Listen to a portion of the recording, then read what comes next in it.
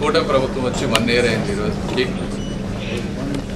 1 yearలో ముఖ్యంగా గుంటూరు ప్రాంతంలో చాలా వర్క్స్ అనేవి స్టార్ట్ చేశాం మనం.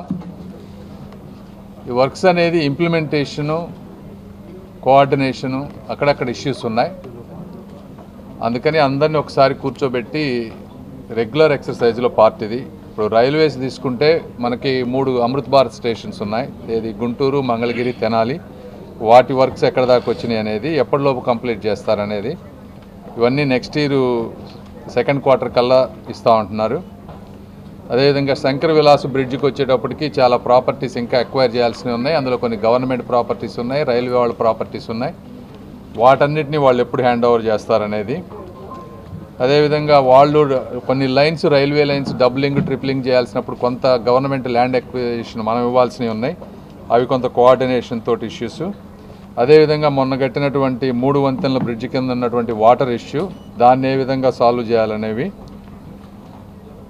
ఇవన్నీ కాకుండా ఇంకో 3, ఇప్పుడు శంకర్ విలాస్ అయితే స్టార్ట్ చేసాం, కానీ ఇంకో 3 బ్రిడ్జెస్ వర్క్లు ఇంకా శంకుస్థాపనలు చేయాలి. అవన్నీ కూడా టెండర్ స్టేజెస్ అయిపోవచ్చినాయి. ఆ tender finalisation, technical sanctions, financial sanctions అవన్నీ అవడానికి ఇంకో 45 రోజులు పడుతుందన్నారు. ఇదంతా రైల్వే వాళ్ళతో కోఆర్డినేట్ చేసినటువంటి విషయం.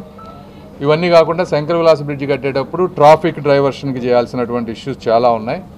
అందులో కొన్ని ఎలక్ట్రిక్ పోల్స్ అన్నీ మధ్య మధ్యలో ఉండటం, దానికి వాళ్ళు వేసే మన ఎలక్ట్రిక్ వాళ్ళు ఇచ్చే కాస్ట్ ఎస్టిమేట్స్ ఎక్కువగా ఉండటం, వాటిని రివైజ్ చేయటం, ఆ పోల్స్ అన్నీ మళ్ళీ మార్పించి కొన్ని చోట్ల ఎక్కడెక్కడైతే రోడ్లు ఎక్స్టెండ్ చేయాలో అవన్నిటికీ కూడా రోడ్ డెవలప్మెంట్ ప్లాన్స్ అవన్నీ చేసి కొన్ని చేశారు. శారదా నగర్ కాలనీ రోడ్ దాదాపుగా అయిపోయింది, నెహ్రూ నగర్ రోడ్ అయిపోయింది.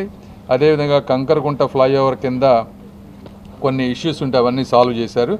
ఈ ఎలక్ట్రిక్ పోల్స్ అన్నీ కూడా 1 week 10 daysలో మిగిలినన్ని మార్చేస్తే యాక్చువల్గా నిన్న కానీ మొన్న కానీ first pillar Shankar విలాస్కి పడాల్సింది.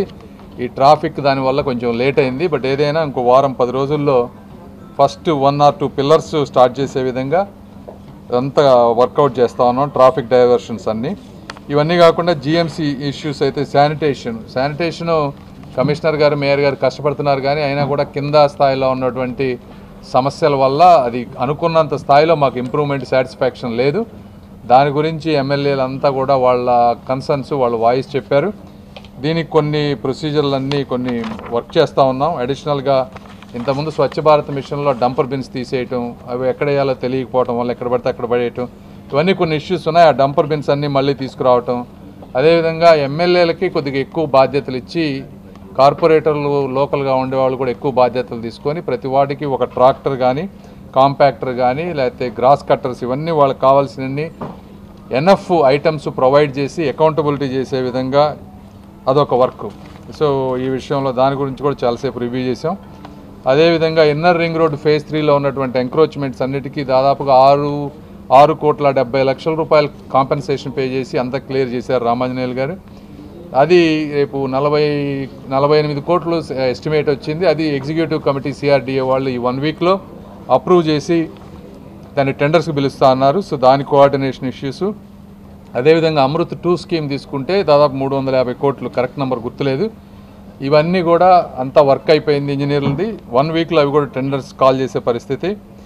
Gorantla water tank అది చూస్తే మీరు ఆల్రెడీ కనెక్షన్స్ ఇచ్చి వాటర్ అంతా వస్తూ ఉంది చాలా వరకు. అయితే ఆ ట్యాంకు ఇన్కంప్లీట్గా అయిపోయింది, అది కూడా 6-7 ఏళ్ల నుంచి.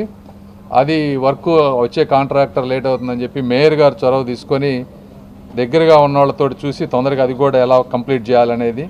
అదేవిధంగా బొంగరాల బీడు ల్యాండ్, నల్లపాడు, నార్ల వెంకటేశ్వరరావు గారి ఆడిటోరియం, ఈ 3 కూడా డెవలప్ చేయాలనుకున్నాం. వాటన్నీ డిఫరెంట్ డిపార్ట్మెంట్స్లో ఉన్నాయి. అవన్నిటిని మున్సిపల్ కార్పొరేషన్ పరిధిలో తీసుకొచ్చి వాటిని కంప్లీట్ చేసే విధానం. కమర్షియల్ గార్బేజ్ కలెక్షన్ని 5 భాగాలుగా డిస్ట్రిబ్యూట్ చేసి అవి టెండర్ ఫైనలైజ్ చేసే విధానం. ఇవన్నీ కాకుండా గుంటూరు ఛానల్కి ల్యాండ్ ఎక్విజిషన్ వాళ్ళందరినీ కూడా కూర్చోబెట్టి మాట్లాడాం. టోటల్గా స్టాచ్యూటరీ లిమిట్ వచ్చేటప్పటికే మినిమం 90 days ఇవ్వాలంటున్నారు. ఏదైనా whole process land ఎక్విజిషన్కి 5 to 6 months పడుతూ ఉందంటున్నారు. దాన్ని ఏ విధంగా ఫాస్ట్ ట్రాక్ చేయగలం అనేది. ఇవన్నీ కాకుండా టోటల్ గ్రీవెన్స్ సిస్టమ్, గుంటూరు ప్రాంతంలో గ్రీవెన్సెస్ ఎలా ఉన్నాయి, పబ్లిక్ ల్యాండ్ ఇష్యూస్ కానీ లేకపోతే పోలీస్కి సంబంధించిన ఇష్యూస్ కానీ, ఇట్లా సాటిస్ఫాక్షన్ ఎలా ఉంది, వాటిని ఎలా అడ్రస్ చేయాలి, ఇట్లా వేరియస్ ఇష్యూస్ మీద టేకప్ చేసి అందరం కూర్చున్నాం. చాలా వరకు కొంత పరిష్కారాలు వచ్చినాయి. అయితే ఇది కంటిన్యూస్ ప్రాసెస్. ఇది ఈరోజు జరిగినటువంటిది. ఏదైనా డీటెయిల్గా వీళ్ళు చెప్తారు. Thank you. ఒకటి ఫ్లైట్లో ఉన్న వాళ్ళు చనిపోవటమే కాకుండా పాపం డాక్టర్స్ పిల్లలు వాళ్ళు కూడా చనిపోవటం. అయితే ఒక వ్యవస్థలో ప్రైవేట్ ఆర్గనైజేషన్లు ఈ ఫ్లైట్స్ ఇవన్నీ ఉన్నప్పుడు రకరకాల అన్నీ కూడా ఒక మినిస్టర్ గారు కానీ ఇంకోళ్ళు కానీ ఎవరు కోఆర్డినేట్ అంతా 100% చేయలేరు, ఎవరు కూడా సాధ్యమయ్యే పని కాదు. కాబట్టి ఏదైనా కూడా జరగరాంది జరిగింది. డెఫినెట్గా ప్రధానమంత్రి మోదీ గారు, రామ్మోహన్ గారు వీళ్ళందరూ చాలా తెలివైన వాళ్ళు. దాన్ని ఎట్లా సాధ్యమైనంత వరకు మళ్ళీ రిపీట్ కాకుండా చేస్తారు అన్న నమ్మకం ఉంది. అయితే ఈరోజు రామ్మోహన్ నాయుడు గారికి మేమందరం కూడా అండగా ఉన్నాం. ఇట్లాంటి ఇవన్నీ టెస్టింగ్ మనకి కొత్తగా ఇవి తీసుకున్నప్పుడు ఒక టెస్టింగ్ పీరియడ్స్, ఇలాంటప్పుడే నాయకత్వ లక్షణాలు కూడా బయటపడతాయి. అయితే తను సమర్థవంతంగా చేస్తారన్న నమ్మకం ఉంది నాకు. ఉన్నాయని నేను అనుకోనమ్మా ఇట్లాంటి. Thank you. అందరికీ నమస్కారం.